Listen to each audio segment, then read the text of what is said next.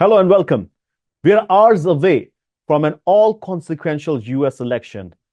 In matter of hours, Americans will turn up to poll centers and elect its next president of the United States.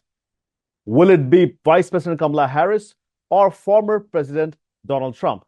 We've seen polls where both the candidates are really, really close, especially as you've heard, or India today, it is all about the swing states and it's all about what goes down in Pennsylvania tomorrow. And joining us today for an exclusive ever, this is the first time ever that we have a senior advisor to President Biden speaking to any Indian news channel. This is going to be a mega exclusive for us. We are going to be speaking with Neera Tanden. And Neera Tanden is a senior advisor, domestic policy advisor to President Biden. She was a senior advisor and staff secretary in the White House and obviously has served in the Obama and in the Clinton administration. She's also very well known for running the think tank, and she was the president and CEO of the think tank, the Center for American Progress, that talks about domestic policies, crime, education, immigration, healthcare, all those issues that are very important for Americans who are going to vote in this election cycle. So, without further ado, let's welcome Neera Tanden for an exclusive interview. Good morning.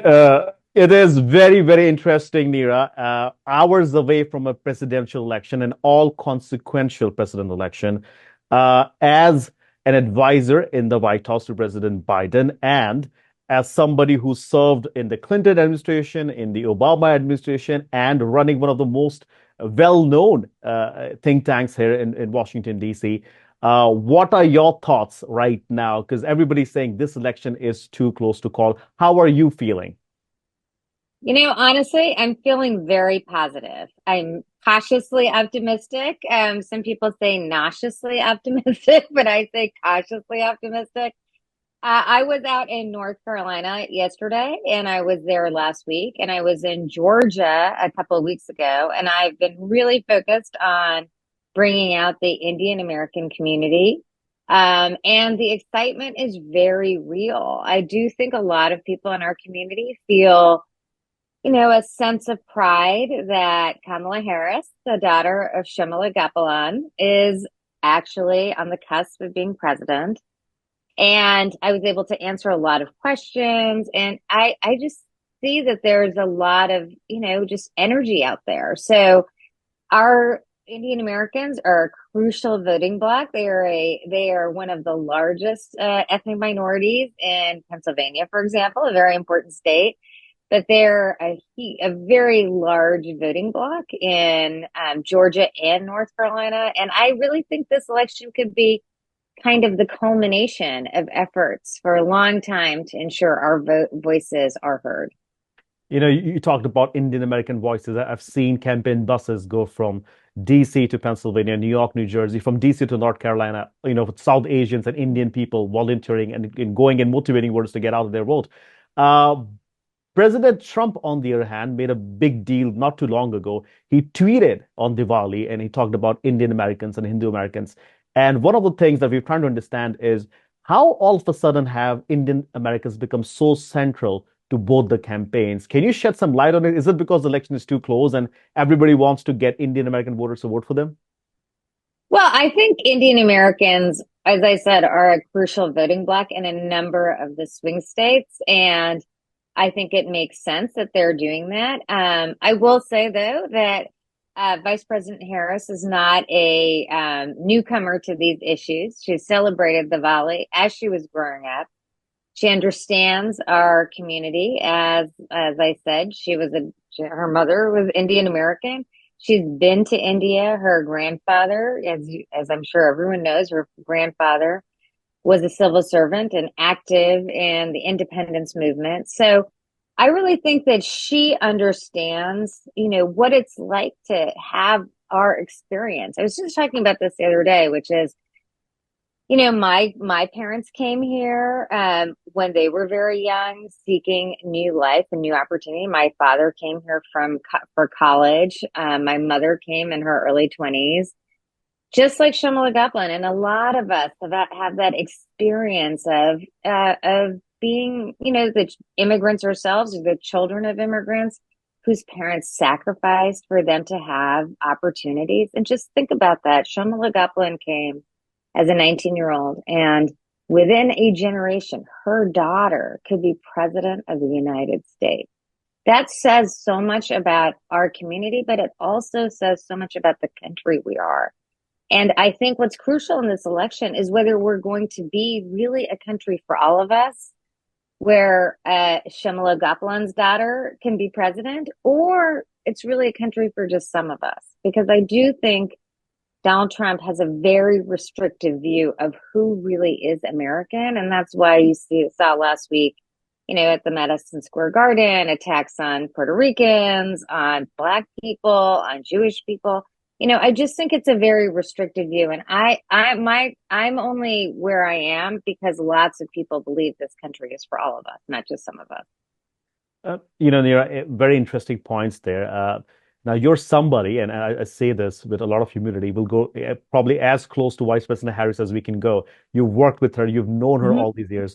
Give us some sense of Vice President as a person that she is. We've seen her talk about a lot of stuff on the campaign trail, but from a personal experience, if you wanted to talk to us about who Kamala Harris is as a person, please tell us, what is she like a person? Is she, I mean, I don't know. I mean, is she as affable as she's seen on the video? Yeah. What are her attributes? Like, just tell us more about her. So I think the great thing about Kamala, or like to say Kamala, is that she is who you see on TV. I can add a little bit more depth though. Like, I met her for the first time over a decade ago when she was the Attorney General of California.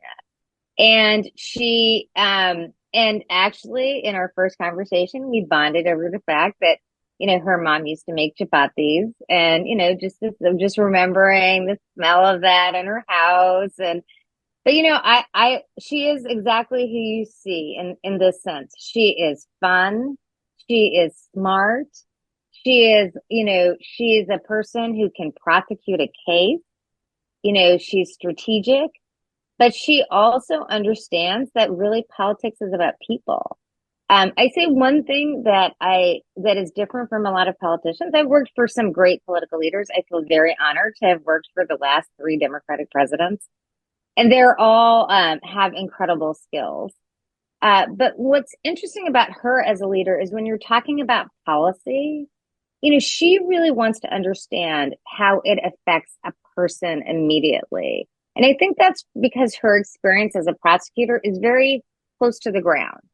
I think there are people who've been senators whose experience is to vote on legislation. As a prosecutor and attorney general, she was really responsible for results. So, are you keeping people safe? Basically, how does your actions translate into people's lives? So when we're talking about childcare policy or prescription drugs, it's not just about passing the legislation. It's, she really bears down on, when is it going to help somebody? How is it going to help somebody? How does it help a middle-class family, a family that's struggling? And I think it's hard to get across that in a campaign, but that is really, I started to work, I started my career working for Bill and Hillary Clinton. And she reminds me a lot of how both of them think about policy, which is just, what are the brass tacks way it's going to help people? Now, a lot of people in India watching this have said, who is going to be better for India, right? I mean, is it Donald Trump? Is it Vice President Kamala Harris? What would you like to tell them?